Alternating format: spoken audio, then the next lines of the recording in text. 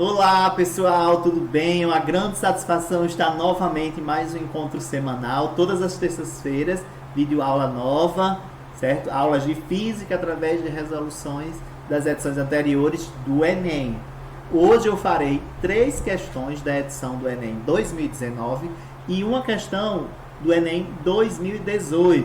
O conteúdo de hoje abordado será sobre dilatação térmica e gravitação, certo? Então fiquem de olho aí nas questões de hoje. Lembrando para vocês não deixarem de dar o like aí no vídeo, certo? De se inscreverem no canal e de divulgarem para seus colegas, certo? Para que vocês possam aproveitar aí de todas essas aulas que eu estou dispondo no meu canal Ítalo Physique.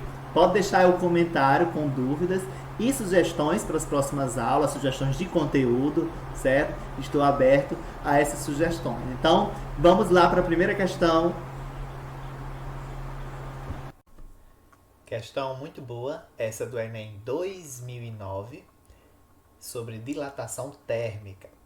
Vamos lá para a leitura. Durante uma ação de fiscalização em postos de combustíveis, foi encontrado um mecanismo inusitado para enganar o consumidor. Durante o inverno, o responsável por um posto de combustível compra álcool por 0,50 por litro a uma temperatura de 5 graus Celsius. Para revender o líquido aos motoristas, instalou um mecanismo na bomba de combustível para aquecê-lo, para que atinja a temperatura de 35 graus Celsius, sendo o litro de álcool vendido a R$ 1,60. Diariamente, o posto compra 20 mil litros de álcool a 5 graus Celsius e os revende.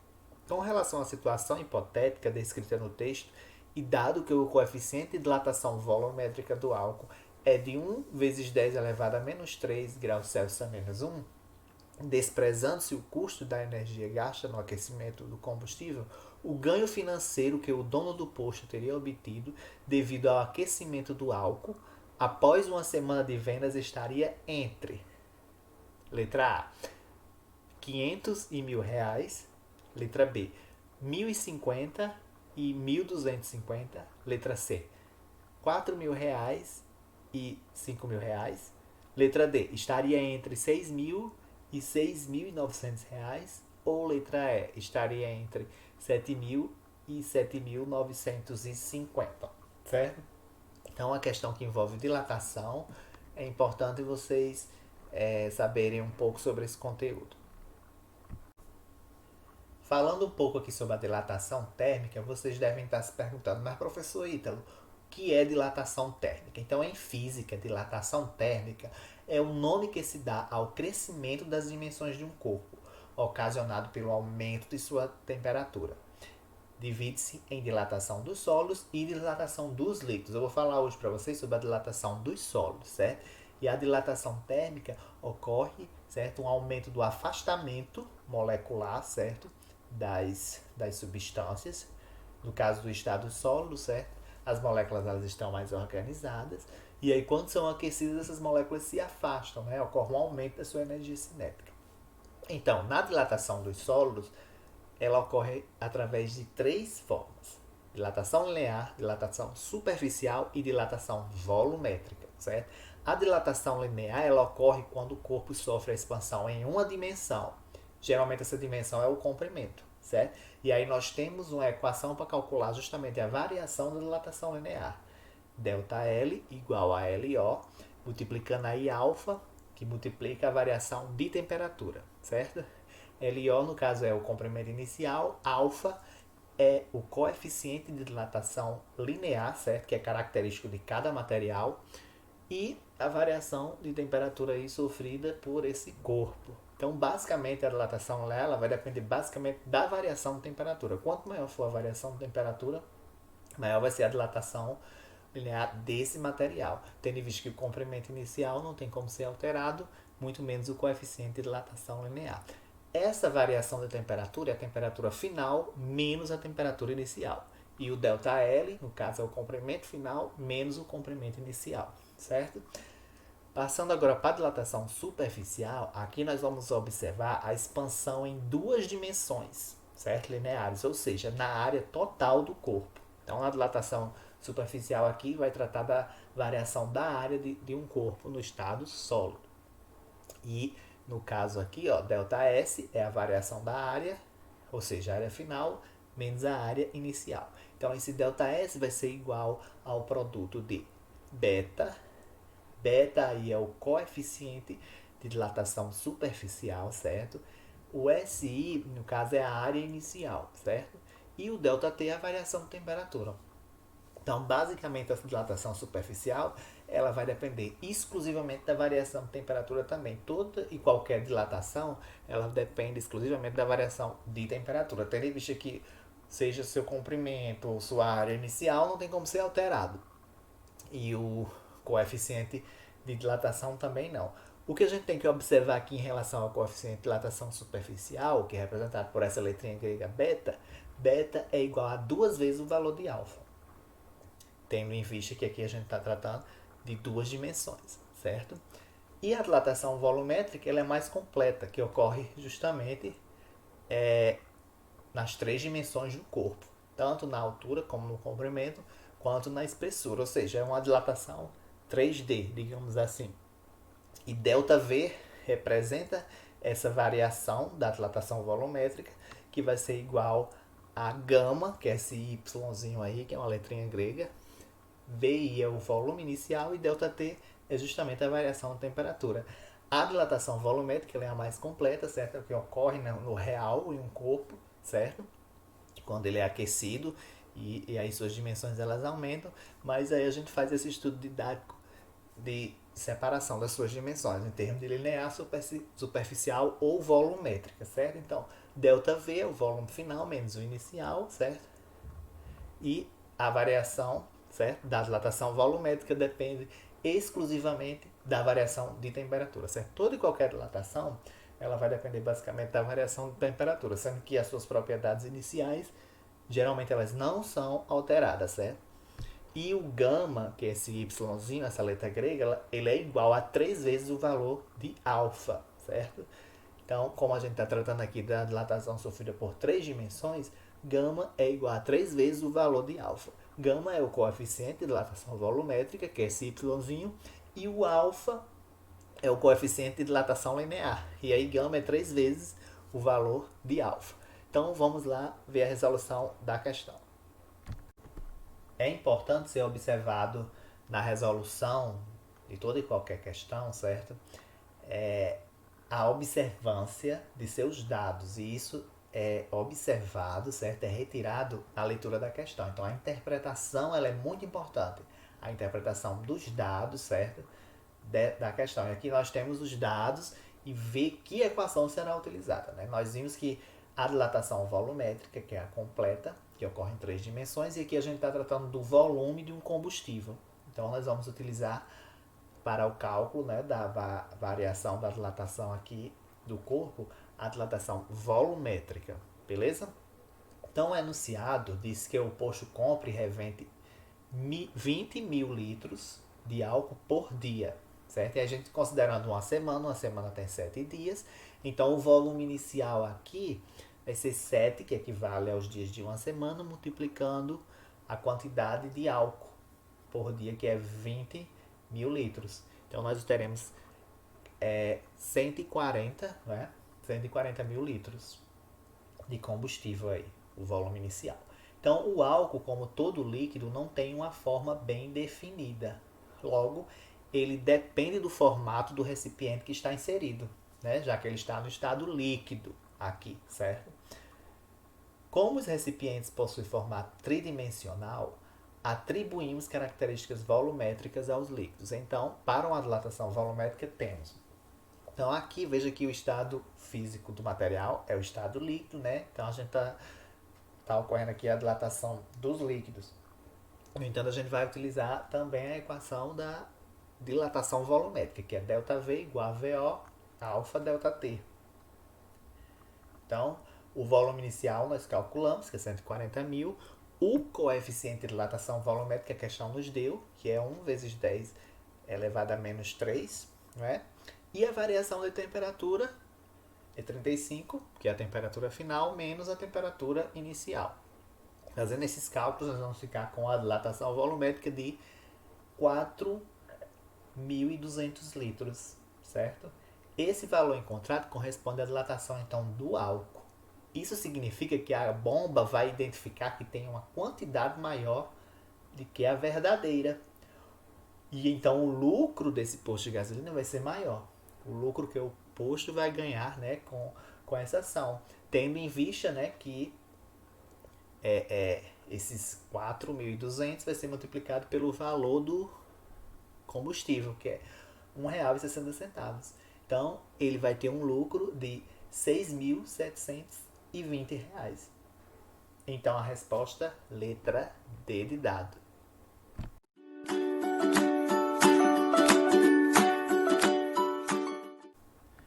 Mais uma questão sobre dilatação térmica, esta do Enem 2018. Lembrando que muitas vezes a resposta se encontra na análise dos dados, certo? Na interpretação da questão, que isso é muito importante, né? Se for preciso, leia 3 vezes. Ou em um gráfico. Então veja que essa questão tem um gráfico que é importantíssimo, em que a resposta está justamente nesse gráfico. Mas vamos ler aqui a questão. Alguns materiais sólidos são compostos por átomos que interagem entre si, formando ligações que podem ser covalentes, iônicas ou metálicas. A figura apresenta a energia de potencial de ligação em função da distância interatômica em um sólido cristalino, que é justamente essa figura aí que é esse gráfico. Analisando essa figura, observa-se que, na temperatura de 0 Kelvin, a distância de equilíbrio da ligação entre os átomos corresponde ao valor mínimo de energia potencial. Acima dessa temperatura, a energia térmica fornecida aos átomos aumenta sua energia cinética e faz com que eles oscilem em torno de uma posição de equilíbrio média, círculos cheios, que é diferente para cada temperatura. A distância de ligação pode variar sobre toda a extensão das linhas horizontais, identificadas com o valor da temperatura, de T1 a T4, como a gente observa aí no gráfico. E essas temperaturas elas são crescentes, ou seja, a temperatura está aumentando. O deslocamento observado na distância média revela o fenômeno da letra A, ionização, letra B, dilatação, letra C, dissociação, D, quebra de ligações covalentes, ou F, formação de ligações metálicas. Então, é uma questão bem óbvia. Nós observamos aí de T1 a T4 que a distância interatômica está aumentando. Se essa distância interatômica está aumentando, né, está sendo fornecida energia, né, aos átomos, que está aumentando a sua energia cinética, né, entre essas moléculas. Então, o que é observado aí? A dilatação. Então, essa foi uma questão que o gráfico já nos dava basicamente ali a resposta, não é? Então, é possível ver no gráfico que há uma variação no comprimento da ligação, conforme a temperatura se altera, que caracteriza justamente uma dilatação do composto, né? Que a distância interatômica lá estava aumentando. Então, a resposta é a letra B de bola.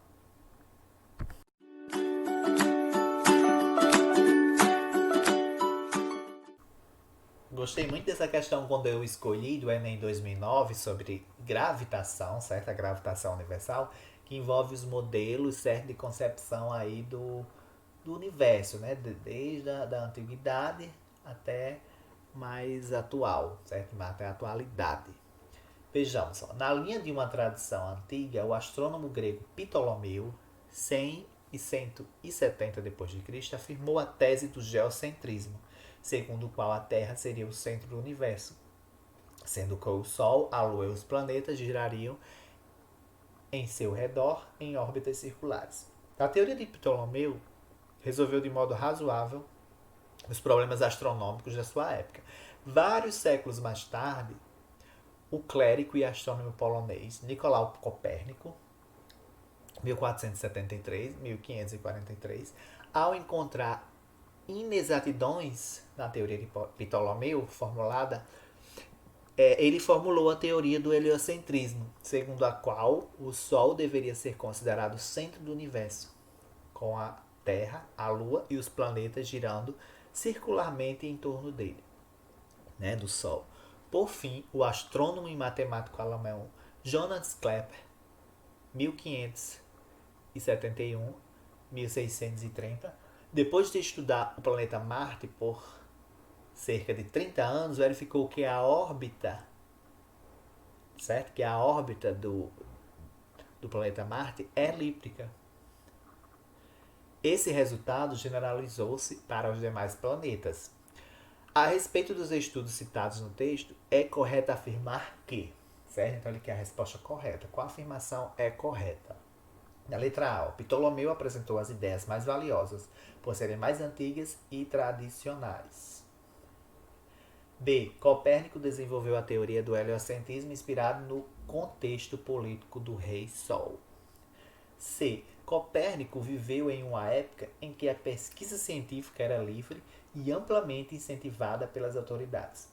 Kepler estudou o planeta Marte para atender às necessidades de expansão econômica e científica da Alemanha. Essa é a letra D. E a letra E. Kepler apresentou uma teoria científica que, graças aos métodos aplicados, pode ser testada e generalizada. Então, vai ser importante aqui eu trazer para vocês os conceitos das leis de Kepler, certo?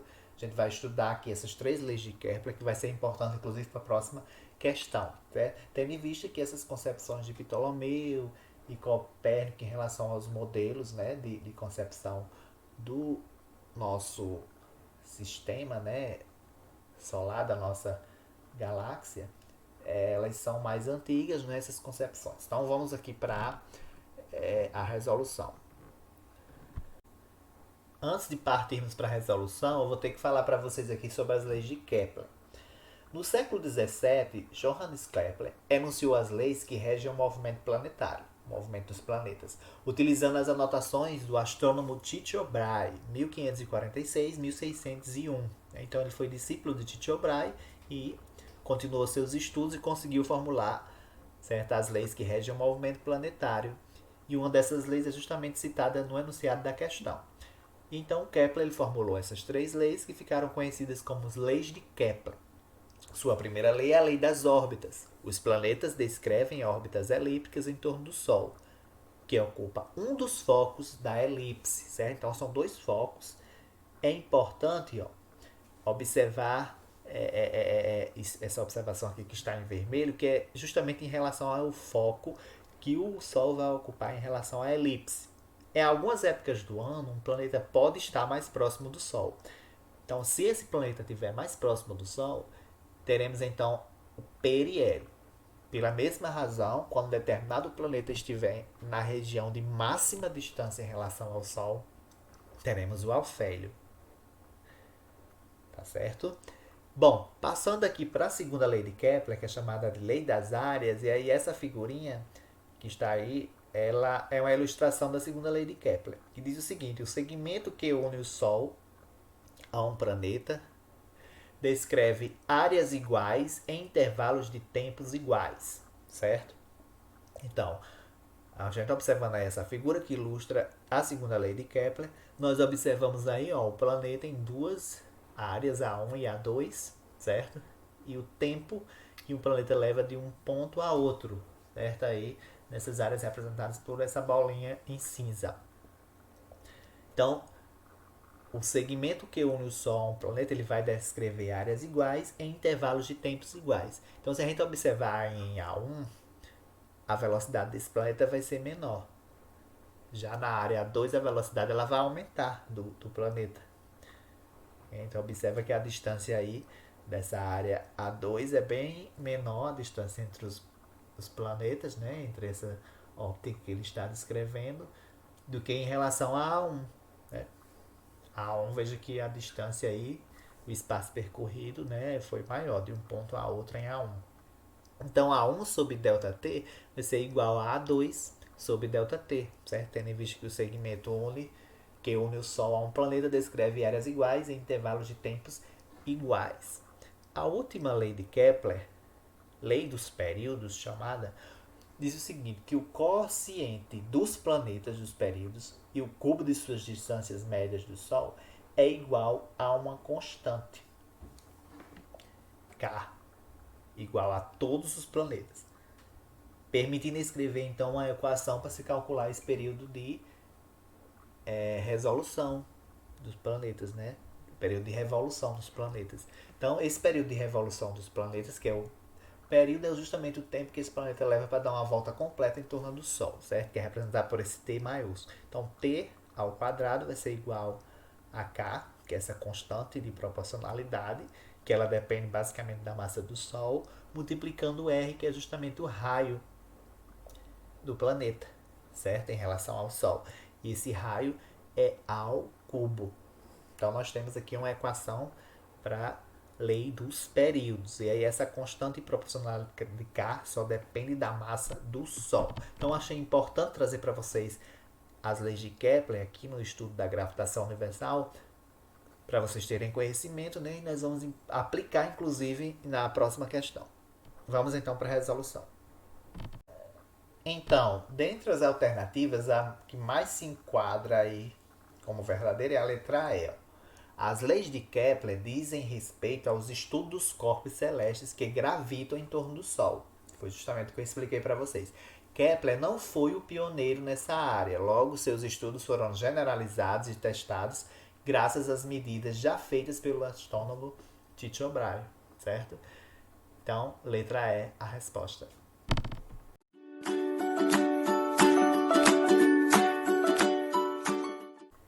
Nesta aula eu peguei umas questões muito boas do Enem 2009. Essa também do Enem 2009 sobre gravitação. Vamos lá. O ônibus espacial Atlantis foi lançado ao espaço com 5 astronautas a bordo e uma câmera nova, que iria substituir uma outra danificada por um curto-circuito no telescópio Hubble. Depois de entrarem em órbita a 560 quilômetros de altura, os astronautas se aproximaram do Hubble. 2 astronautas saíram da Atlantis e se dirigiram ao telescópio. Ao abrir a porta de acesso, um deles exclamou: "Esse telescópio tem a massa grande, mas seu peso é pequeno." Considerando o texto e as leis de Kepler, pode-se afirmar que a frase dita pelo astronauta, certo? Então a gente vai considerar aqui as leis de Kepler, que eu já expliquei para vocês nessa aula, na questão anterior. Letra A, certo? Então, a frase se justifica porque o tamanho do telescópio determina sua massa, enquanto que seu pequeno peso decorre da falta da ação da aceleração da gravidade. Letra B. Se justifica ao verificar que a inércia do telescópio é grande comparada à dele próprio e que o peso do telescópio é pequeno, porque a atração gravitacional criada por sua massa era pequena. Letra C. Não se justifica a frase dita pelo astronauta, porque a avaliação da massa e do peso de objetos em órbitas tem por base as leis de Kepler, que não se aplicam a satélites artificiais. Letra D. Não se justifica porque a força-peso e a força exercida pela gravidade terrestre, neste caso, sobre o telescópio, e é a responsável por manter o próprio telescópio em órbita. Certo? Então, letra E, agora, não se justifica, pois a ação da força-peso implica a ação de uma força de reação contrária, que não existe naquele ambiente. A massa do telescópio poderia ser avaliada simplesmente pelo seu volume. Então a gente tem aí a imagem da questão, certo? Que foi extraída da prova do Enem. Vamos para a sua resolução. A resolução da questão, ela vai ter que remeter a alguns conceitos aí do ramo da mecânica, do movimento circular e uniforme, quando, por exemplo, nós falamos da aceleração centrípeta, certo? Que ela vai depender do raio, né, de órbita no caso desse planeta, ou de qualquer outro corpo, certo? No caso que a gente está tratando do satélite Hubble.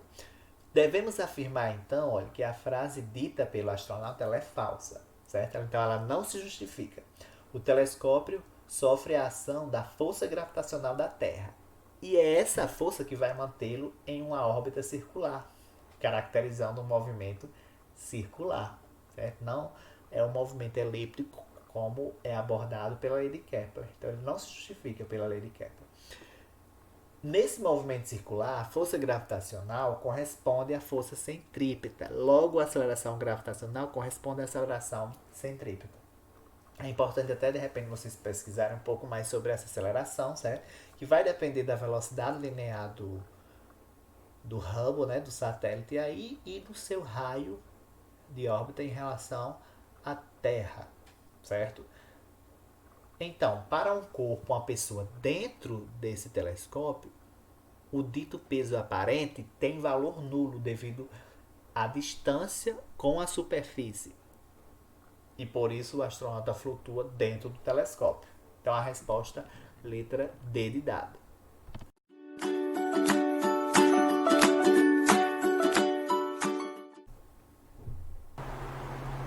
Foi um grande prazer em mais este encontro. 4 questões aí resolvidas, né, explicadas para vocês, esse conteúdo. Eu acredito que está sendo de grande utilidade para vocês. Não deixem de divulgar o canal, de dar o like, certo? E de se inscreverem no canal e ativarem o sininho aí para vocês receberem as notificações de quando for adicionado vídeo aula nova. Todas as terças-feiras eu estou adicionando, certo? Vídeo aula nova para vocês aí. Então, sugestões, deixa nos comentários, assim como as dúvidas, certo? Então, um abração e até a próxima aula.